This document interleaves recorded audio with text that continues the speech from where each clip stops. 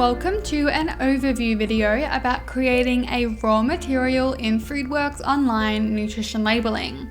You can create raw materials if you have a nutrition labeling or duo subscription, or if you are completing a free trial. In this video, I will explain what a raw material is and how to create one.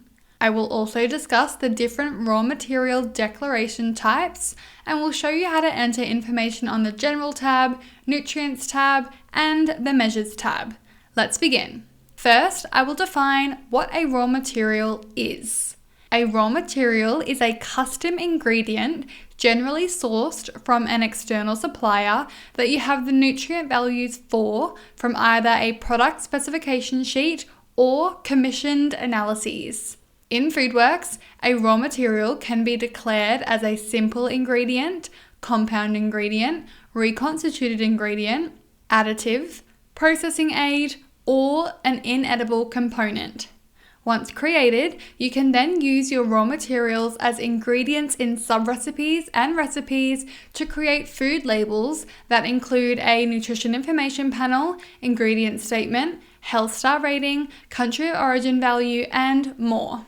To create a new raw material, you will first need to open or create a nutrition labeling workspace. Today, I will be working in an example workspace.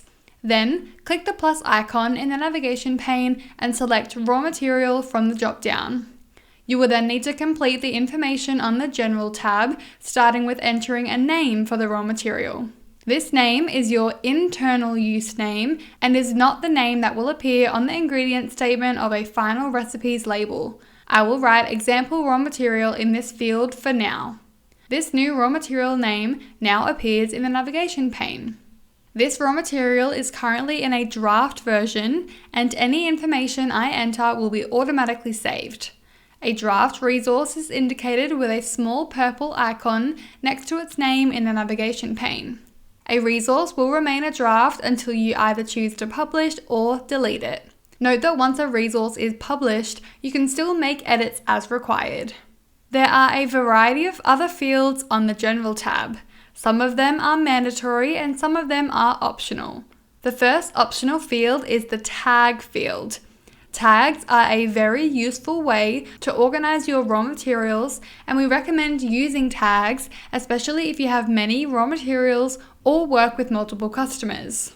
When you apply tags to a resource such as a raw material, you can then filter your navigation pane by this tag. To apply a tag, click the Add Tag button, then select an existing tag if available, or create a new one.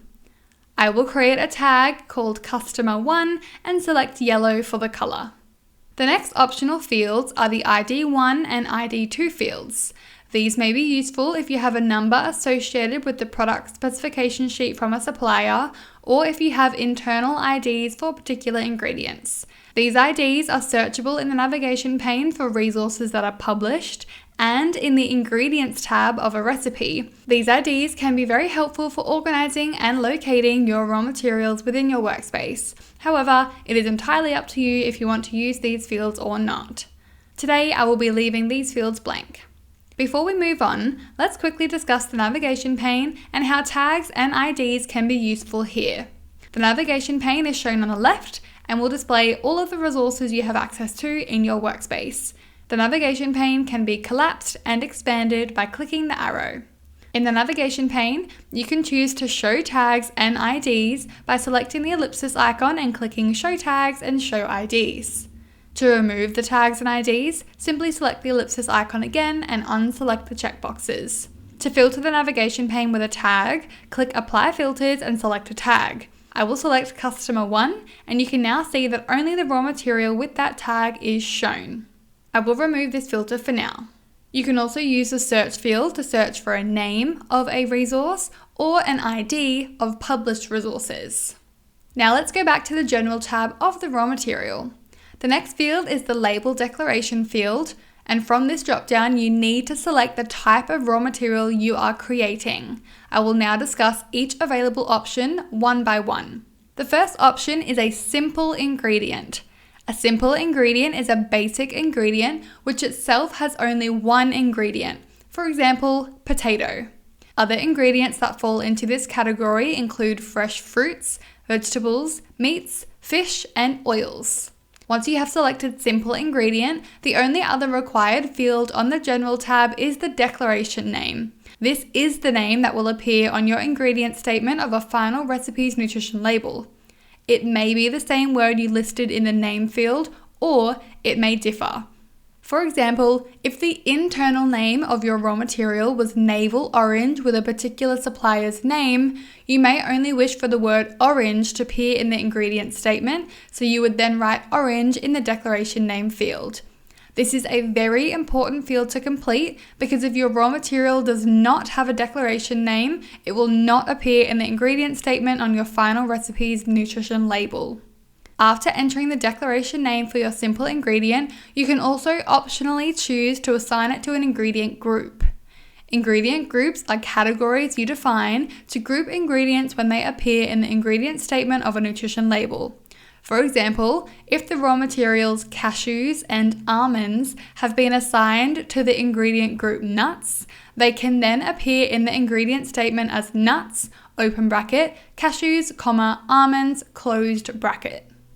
If you decide to use an ingredient group for a raw material, you can either select an option from the list in the dropdown or type a new name for a new ingredient group. When you create a new ingredient group, it will then be added to the drop-down list and you can select it for other resources. If you like, you can also enter information in the description and notes fields. Keep in mind that this information is not searchable, but can definitely be useful for storing extra details about your raw materials. On the General tab, there is also an activity log that will record when the raw material was first published and will track any subsequent changes to the raw material. This can be super helpful information to refer back to, especially if you are in a Foodworks Online organization with multiple users and are sharing the workspace. Now that we have covered a simple ingredient, let's select compound ingredient from the label declaration field instead. A compound ingredient is an ingredient or a food which itself is made from 2 or more ingredients. When you select this option, you will first need to enter the declaration name, then you will need to enter an ingredient statement for when this raw material contributes more than 5% of the final recipe's weight. This raw material will then appear on the final recipe's ingredient statement as declaration name, open bracket, compound ingredient statement, closed bracket. You can then also decide which statement will appear if the compound ingredient makes up less than 5% of the final recipe's weight. You can choose for this to be the same as the above statement, which is the default option, have no declaration, or an alternative declaration. If you select alternative declaration, you will then need to enter another ingredient statement in the field provided. Generally, when a compound ingredient contributes less than 5% of the ingoing weight of the final recipe, the compound ingredient statement does not need to be included in the final recipe's ingredient statement. However, if the compound ingredient contains an additive or an allergen, these must be declared no matter how small the amount. The easiest way to ensure compliance is to choose the same as above option. The next declaration type is a reconstituted ingredient, which is an ingredient that requires rehydrating with water prior to being used. For example, juice from concentrate. If you select this option, you will need to complete the declaration name, statement greater than 5% field, and the rate. The rate field is the ratio at which this raw material will be reconstituted. For example, to dilute 1 kilogram of the raw material with 4 kilograms of water, you would enter 4:1. To ensure your ingredient reconstitutes, you must also add water as an ingredient in the recipe tree where the reconstituted ingredient is used. You can also choose to toggle on the option to link this reconstitution factor to the reconstitution factor on the Nutrients tab. Doing this means if any changes are made in the rates field on the Nutrients tab, the information will be reflected on the General tab. Note that the reconstitution rate on the General tab is for the ingredient statement calculation, and the reconstitution rate on the Nutrients tab is for the country of origin labeling calculation. This means that toggling on this option may not always be appropriate if the reconstitution rate for these two calculations are different. The next declaration type is an additive. An additive is a substance added to a food product to improve the taste, texture, or appearance of a food, or to improve the quality or stability of a food to increase shelf life. When declaring a raw material as an additive, you will need to select the additive class, for example, anti-caking agent, antioxidant, preservative, or thickener. For more information about the additive classes, see Schedule 7 of the Food Standards Code. After selecting an additive class, you will then need to enter the additive name or additive code as it will be declared in the ingredients list. For more information about additive names and codes, see Schedule 8 of the Food Standards Code. The next declaration type is a processing aid, which is a substance used in the processing or course of manufacture of a food product, but is not consumed as a food by itself. Processing aids are only declared in the ingredient statement when an allergen is present. The allergen information of a processing aid is completed on the Nutrients tab, which we will discuss shortly. The final declaration type is an inedible component, which is an ingredient that may be used in the recipe of a food product but is not edible to the consumer. For example, bay leaves. Inedible components are not declared in the ingredients statement. Note that there are tooltips throughout the app that include information about particular fields and links to relevant support articles or food standards. For example, all of the declaration types have an information icon that explains in detail when they should be used and has links to the relevant food standards for more information. I encourage you to read all of these tooltips as you become familiar with the app or just need a quick reminder. Before we move to the Nutrients tab, I am going to create banana as an example raw material. On the General tab, I will name this raw material Cavendish Banana - brand name. I will leave the ID and tag fields as they were, select simple ingredient as the label declaration, write banana in the declaration name field, and assign it to the ingredient group fruit. Now, I will move to the Nutrients tab. This is the tab where the nutritional composition of the raw material is entered, as well as country of origin and health star rating information, and where allergens are declared. We will first discuss entering the nutrition information for the raw material, which includes values for macro and micronutrients. You can obtain the nutrient information for the raw material from an external source, such as the supplier's product specification sheet or from commissioned analyses. Or you can base the raw material on a similar reference food supplied in Foodworks. You could also use a mixed approach by basing the nutrition information on a reference food and then overriding those nutrient values for which you have more specific data available. To enter nutrient values from an external source, in the overrides column, enter the value for the macro and micronutrients. The default weight is 100 grams, so you will enter the values for each nutrient per 100 grams unless you wish to change the weight override. I will now enter the information for my raw material. Note that entering nutrient values from an external source is the recommended method of entering nutrition information for your raw material, as you know the data is accurate to the specific ingredient you are using in your recipes and within your company. However, you can also base the nutrient values on a reference food in Foodworks. To do this, you will first need to ensure that data sources are enabled in your workspace settings. To do this, click Workspace Settings, select the Data Sources tab, and enable the data sources that you need. For the purposes of nutrition labelling, it is recommended that in Australia you choose from the AFCD or CL Meat data sources, and in New Zealand, Food Files. Now, on the Raw Materials Nutrients tab, select Other Item from the Base Analysis on drop-down and search for the food you want to base the analysis on and select it. Note that you can also base the analysis of your raw material on an existing custom resource in your workspace. Once you have made your selection, click Confirm and the nutrient values will be populated. If you are wondering what nutrients you should enter values for on the Nutrients tab, it is recommended that you enter values for the mandatory nutrients according to the Food Standards Code, nutrients that contribute to energy even when they will not be shown on your labels, such as dietary fiber, sugar alcohols, alcohol, and organic acids, and any other nutrients that you wish to appear on labels. To enable additional nutrients to appear on the Nutrients tab that you can enter data for and then enable for your labels, you will need to head to the Nutrients and Components tab in your workspace settings. Note that if you do not have data for a particular nutrient, you should leave the field blank instead of entering 0. This is because entering 0 for a particular nutrient, for example, water, can cause problems with calculations such as yield. After entering the nutritional composition for your raw material, you can also enter the country of origin information under the country of origin heading and complete the Health Star rating data under the Health Star rating heading. Then, to add warning and advisory statements, allergens, and attributes, simply select yes, no, or maybe if available beside each option. You can do this by individually selecting the field and clicking an option from the drop-down. Or you can also use letters on your keyboard to quickly move down the list. For example, I will select the first allergen and click the letter N on my keyboard, which automatically selects no for this allergen.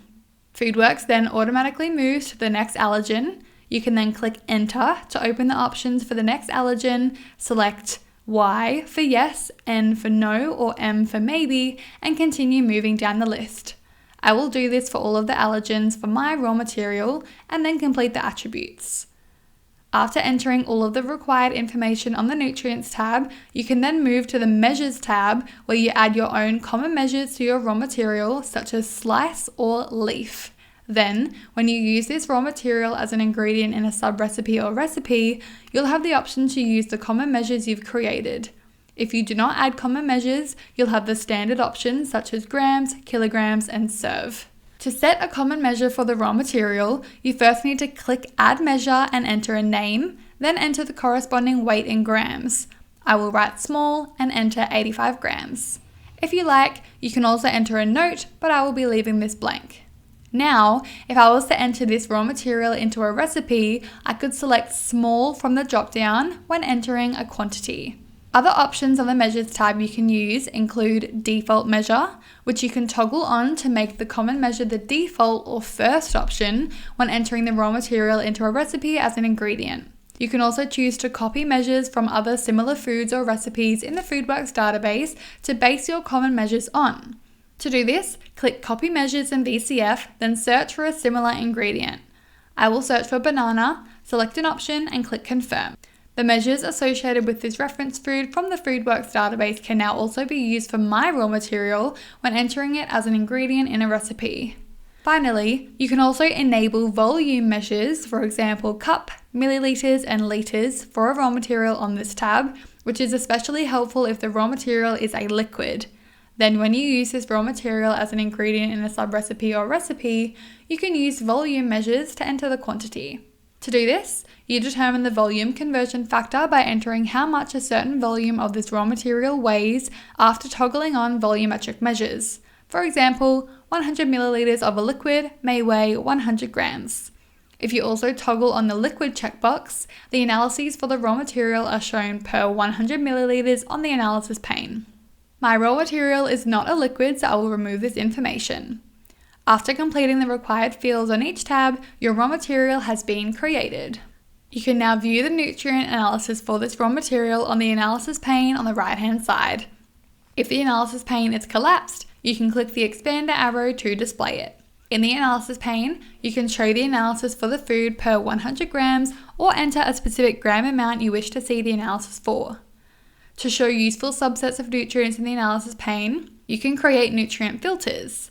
Nutrient filters allow you to focus on the nutrients and components of interest to you without the need to disable them in your workspace settings. You can apply the filter across your resources where relevant and remove the filter at any time when it's no longer needed.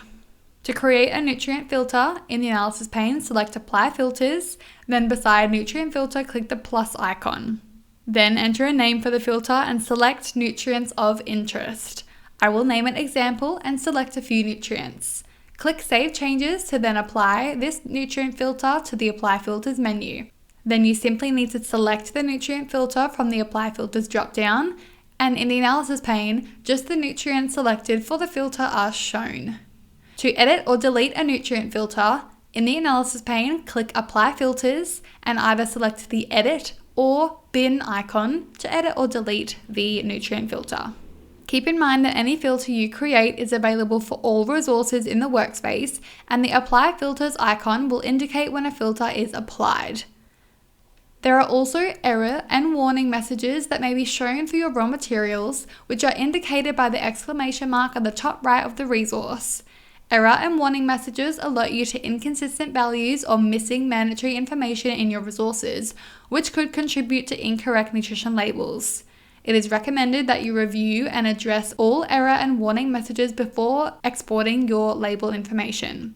For example, if I was to remove an allergen from the Nutrients tab, a warning message would appear highlighting this. For assistance with resolving errors and warnings, please visit the Error and Warning Messages Explained support article linked at the bottom of this support article. Next, to generate a report for this raw material, you first need to finalize and publish the raw material, then click the ellipsis button and select Generate Report from the drop-down. You can then modify the information that is included by manually selecting specific checkboxes and clicking Update Preview to view the changes. You can also choose to include or exclude page numbers and dates in the additional customization box. Finally, you can also make copies of your raw materials.